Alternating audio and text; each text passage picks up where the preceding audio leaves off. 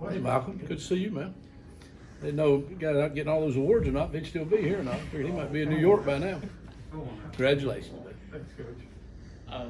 Brian Bailey asked Coach Houston yesterday. I kind of steal his Where's question. Brian Bailey at? I know. Yeah. I'll ask you the same one. I thought was good. You go back to the SMU game last year. Yeah.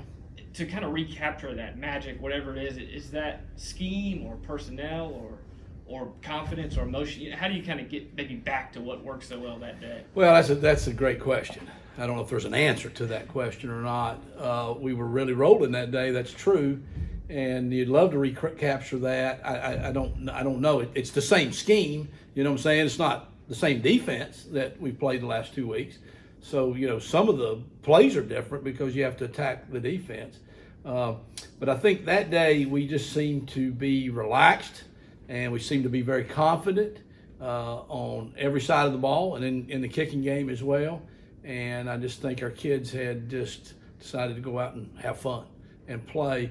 We didn't talk a great deal about the end results. We talked about the process all week, and they went out and had a good game. I think maybe, we've maybe emphasized winning maybe too much. I think everybody wants to win so badly right now that maybe that's just the process and it's weighing us down.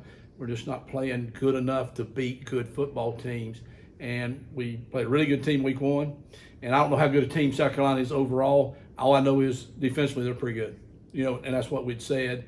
And they turned out to be every bit as good as we thought they would be. Maybe a little bit better, to be honest with you. With Holden, his third year in the system, I know there's been a lot of talk about, hey, we want him to be consistent, that all-conference guy, he's kind of flash at times. Can you put your finger on what maybe has held him back from thus far reaching that consistent level? Well, that has been the whole point of emphasis, that, play like that every week, which I don't know if you can play like that every week or not. Some of that's circumstantial. Some of that's got to do with the defense. A lot of that's got to do with the players around you as well. Again, he was very close game one to doing a pretty good game. I mean, like I say, it's not a statistical game to the coaches. I know it is to the world because that's how you can measure or whatever. To us, it's just win the game or you don't win the game. But game one, he threw for right at 300 yards and he threw 4 touchdowns. The 2 they took back, he earned those. You know what I'm saying? So you can't do anything about that.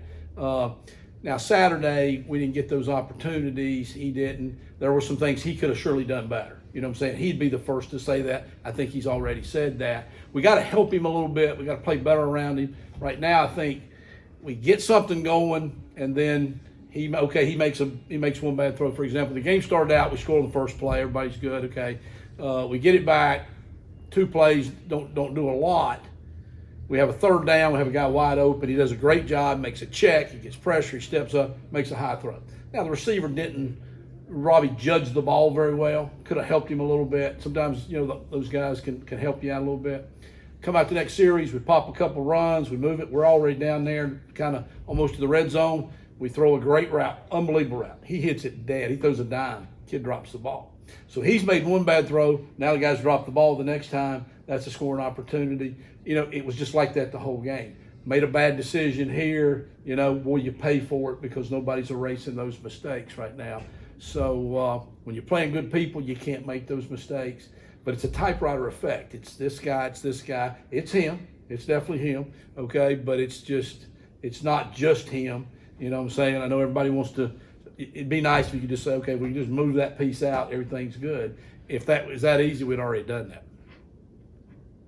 What do you see from Marshall defensively? Well, they're quick. They're very aggressive. They're a lot of movement.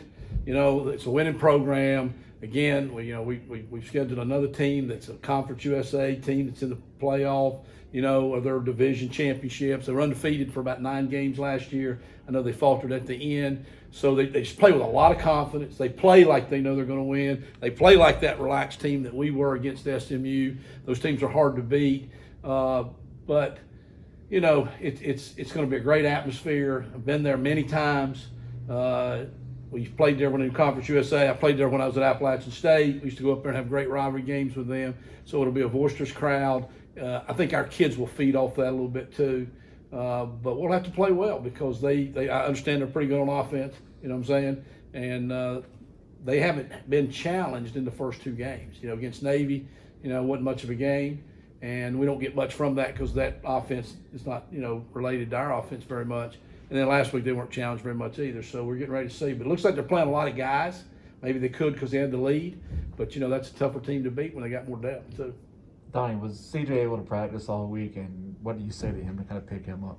Well, CJ has practiced all week. He's feeling much better. He had a little bit of an abdominal, strain at the end of the week.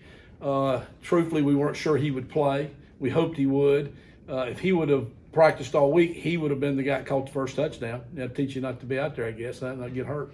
But this week he's been much better, feeling better. So we are trying to get him to go. Like I say, the fourth play of the game, we threw him the ball. Who knows? If you could get him that ball, maybe you could get him going a little bit. Maybe we could get some confidence going and get him and Holton back on the same page a little bit. They used to have great chemistry. What I'm saying right now, it doesn't seem to be clicking between the two. But again, second game, it's early. It's really early, so nobody's cut the wrist in our place. Nobody's jumped off the ledge yet or whatever. We wished it was better. We understand that. What I'm saying, but they got time to get it going. This will be a good week. Somebody asked me today, how long does it take to get going? I said 3 games, I hope, because this is the third game. You mentioned you guys probably haven't played as well as you want to offensively. How do you kind of balance like trying to get that fun back, but also not trying to press? I know you want to play better, but you can't maybe overthink it too much. And it is, and there's no magic solution to it. I have tried to be more positive. I will say that you push them in practice, and practice is never to the players as important, obviously, as the game. It takes you years after you quit playing to understand why the coaches push you in practice. But as a whole coaching staff, we've tried not to overemphasize the end results. Coach has had a lot of talks. He's had a lot of quotes this week, and they've all kind of been on that same theme. And then we've tried to echo that let's just worry about the process, just one play at a time. And really, it just goes back to, we were telling the offense, let's just have a good meeting. Let's just all go have good meetings, which means pay attention. Let's watch the tape. Let's learn from it. Let's everybody pay attention, though. Let's get something out of it. Let's ask good questions. And then we get out there on the field and we say, all right, let's just have a good practice. Okay, let's just go have a good practice. And then you just come back the next day and repeat that. And nobody talks about the end results. Just concentrate on the process, and hopefully that will relax them. Our kids came in Sunday, and boy, it was quiet and unbelievable in this building. It was quiet. They came all in here, and they're usually pretty cranked up. Music's playing. Man, they were just sitting there. Well, they'll kind of wait to see what the mode was, I guess, from Coach Houston. Coach Houston did a great job. He kind of came in and he kind of told them, you got to flush that. You got to move on. And they kind of picked up after that a little bit. And like I say, you got some issues, you got some problems. Half the world, they don't care. The other half of the world, they're glad you got them. They're glad you got those problems. So, don't worry about that. Nobody else cares about that. You better just put your big boy pants on. Let's get ready to go. We got a good game. We got a good opportunity. Let's go. The screen to Rajay, kind of a fluke deal, but even dating back to the first game, there were some timing issues with him maybe turning. Is that like kind of a quarterback, running back deal? All in all, we really weren't playing that bad in the first half. Maybe we weren't having an unbelievable statistical day. We were up 14 points, driving to go up 17 or 21. My vision was on, we're going to go up 21-0 here. Holton had popped a long run. Okay, he made a bad decision. Okay, he'd gotten the breath knocked out of him. He probably should have came out of the game. Okay, we didn't know that. Tough guy, don't want to come out. So he makes a bad decision. He throws the interception over there. Terrible route by the receiver. Okay, he kind of lets the DB jump it. You got to see that as a quarterback, throw that ball away. So we don't get it. We get it back though. Okay, we're driving the ball again, and we got to get into long yardage, and we got the lead. Coach kind of says, go for it, but be kind of smart here. So I call a screen, and what happened was, Raji didn't block the guy. That's his guy. He has to block that guy. Then he got a release for the screen. So the guy's bearing down on you. So he threw it kind of quick, hit him in the chest, and boy, when you got the bad luck going, the ball ricocheted all the way over here to a kid, and there's nobody in tackle position. You know what I'm saying? When you're on the lucky roll, that ball falls on the ground, I guess, or whatever. So, but we missed the play. We didn't block the guy the way the play was supposed to be blocked, so we had to throw it. Yeah, in hindsight, you say, Holton, don't jam that ball in there. Take the sack, throw the ball in the ground. We punt it, we go in up 14-0. That could have been the difference. There's 6, 7, 8, 9, 10 plays in the game though that could have been the difference. We led almost the whole game. We led the thing almost the whole game, and then when they tied it, we immediately went back down there and took the lead again. So, we had a 4th and 14, we made it. That's a pretty good play. But then we found a way to drop the snap, messed up the next play, kid went the wrong way, okay, on a pass play, so nobody's open because he's supposed to be over here and he's over here. You can't find him when they go the wrong way. You can't see it in the back of your head.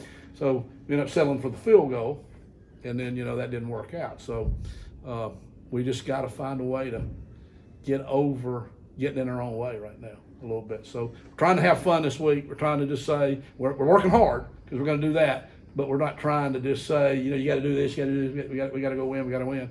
We're just saying you got to do this better. You know what I'm saying? And you're doing this good because this generation wants to be told they're doing good too.